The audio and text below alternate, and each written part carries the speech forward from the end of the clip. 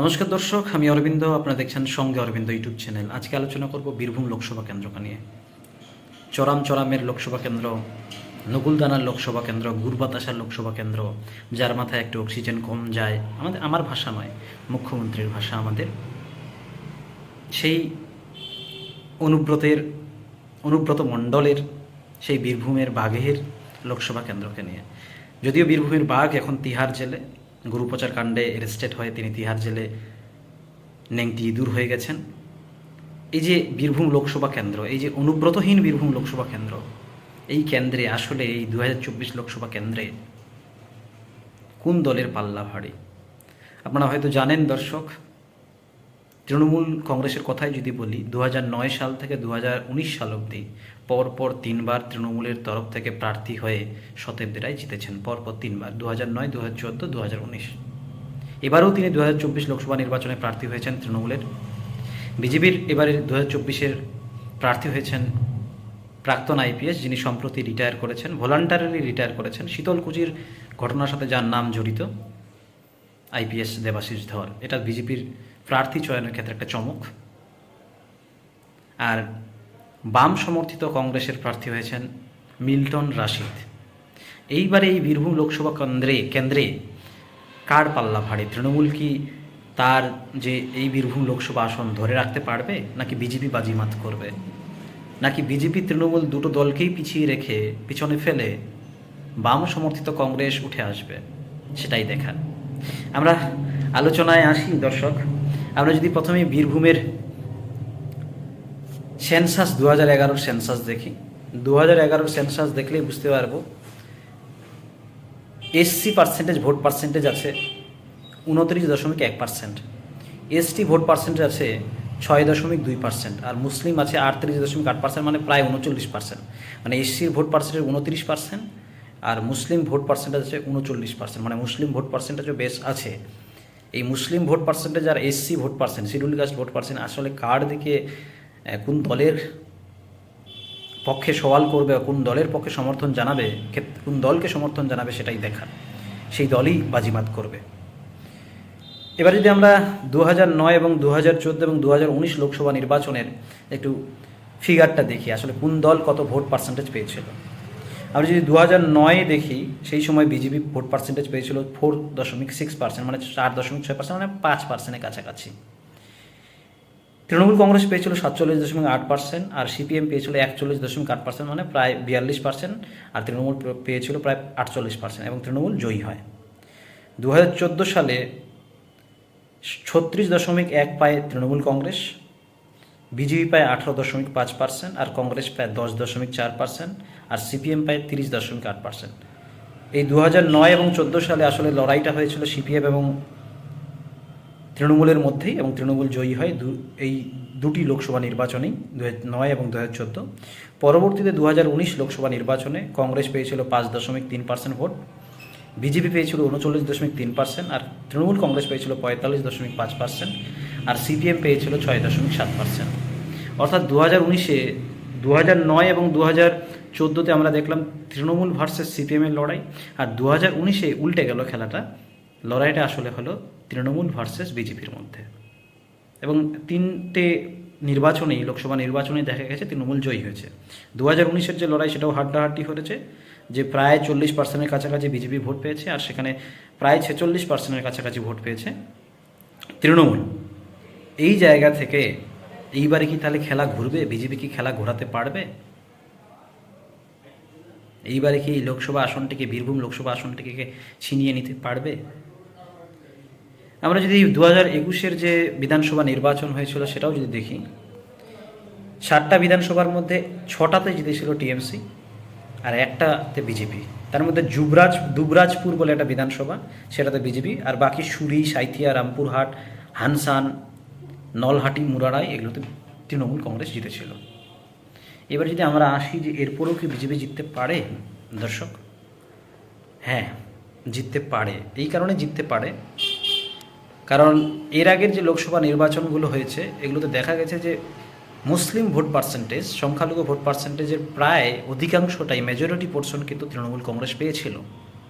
এইবারে কিন্তু সেটা পাওয়ার খুব কম সম্ভাবনা। এই কারণেই বলছি দর্শক, কারণ সম্প্রতি 2-3 দিন আগে আমি একটা রিপোর্ট দেখলাম যে বীরভূমের মোহাম্মদ বাজার একটা বলে এক এলাকা, সেই মোহাম্মদ বাজার এলাকায় আমার যদি স্মৃতি ভুল না হয়ে থাকে, মোহাম্মদ বাজার সম্ভবত জায়গাটার নামই, বীরভূম লোকসভা কেন্দ্রেরই, সেখানে দেখা গেল যে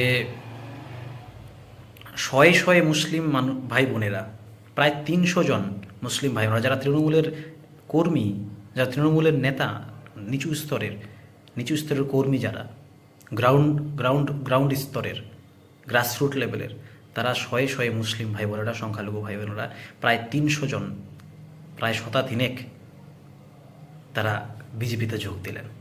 বিজেপিতে যোগ দিয়েই তৃণমূল কংগ্রেসের বিরুদ্ধে এক রাশ ক্ষোভ উগরে দিলেন, এবং তৃণমূল কংগ্রেসের যে প্রার্থী শতাব্দী রায়, তার বিরুদ্ধে ক্ষোভ উগরে দিলেন। দর্শক একবার দেখুন যে তারা আসলে যোগ দেওয়ার পরে কি বলেছেন। বাটেরবাঁধ গ্রাম থেকে আমাদের প্রায় বাটেরবাঁধের সমস্ত কার্যকর্তা যারা আগে টিএমসিতে ছিলেন, তারা আজকে আমাদের বিজেপির আদর্শ অনুপ্রাণিত হয়ে আমাদের বিজেপিতে জয়েন করছেন। ভারত মাতা কি, ভারত মাতা কি, বিজেপি জিন্দাবাদ, বিজেপি জিন্দাবাদ, বন্দে মাতরম, বন্দে মাতরম, भारत माता की, भारत माता की, बीजेपी जिंदाबाद, बीजेपी जिंदाबाद। বিজেপিতে জয়েন করলাম আমরা। কতজন? প্রায় না হলে 300 জন। কোন এলাকা থেকে? রামপুর গ্রাম পঞ্চায়েত, বিষ্ণুপুর ওয়ার্ড থেকে। বিষ্ণুপুর বিষ্ণুপুর ওয়ার্ড থেকে। ব্যাকেটে বাটারবাঁধ গ্রাম। আপনাদের আগে বলেছিলাম যে আমাদের উন্নয়ন ভালো হয়েছে, সেই জন্যে আপনাকে বিজেপি পতাকা দিয়ে সম্বোধনা জানানো হয়েছে। তো এর থেকে আর কি বলবো বলুন, ভালো আমাদের সাবমার্সাল করে দিলে, বা একটা সাটা লাইটে লেগে পড়া ছিল, সেটাও আমাদের হয়ে গেল। মানে সব কিছুতে এদের ঢপের কাজ বা সব কিছু এদের প্রতিশ্রুতি, মানে কার্যকারী কিছু হয় না। মিটিং করেছিল আমাদের বিষ্ণুপুর হাই স্কুলে, এবং আমাদেরকে বলেছিল যে আমার কাছে জল আর লাইট যেমন চাবে তেমন খুশি পাবে, আদার্স আমি কিছু দিতে পারি না। তার জন্যে আমরা অ্যাপ্লিকেশন করেছিলাম বা দরখাস্ত লিখেছিলাম। তো ভোটের আগেও দেওয়ার কথা মসজিদের কাছে একটা সোলার লাইট এবং জল।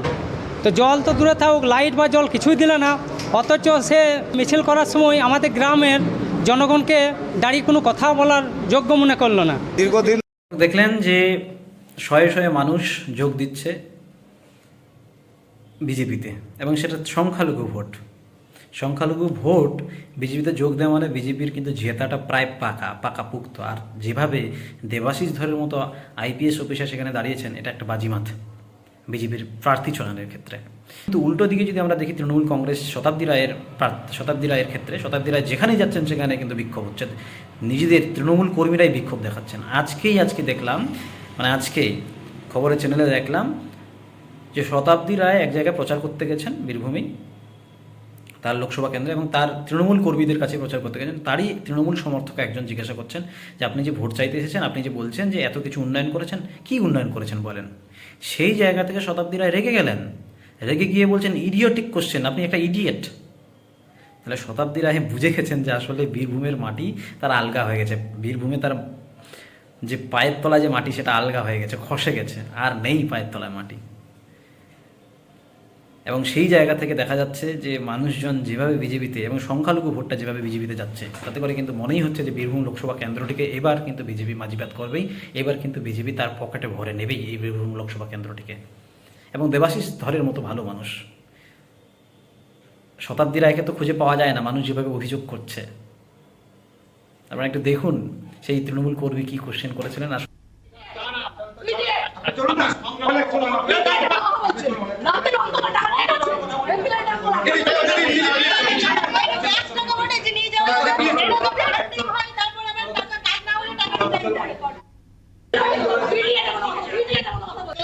উনি উত্তর দিয়ে দিয়েছেন, কি দিয়েছিলেন উনি, কি দিয়েছেন সে উত্তর আমাকে দিয়ে দিয়েছেন, আর আমার কিছু বলার নেই।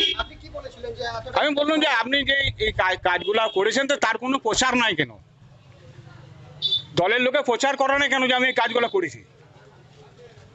তাহলে কিন্তু কিছু না, আমি ওইটাই জিজ্ঞাসা করছিলাম। আমার আসল কথাটা আমাকে বলতে দিল না। আমি মন্দিরের জন্য কিছু বলতে চাইছিলাম, কিছু ঘটেনি।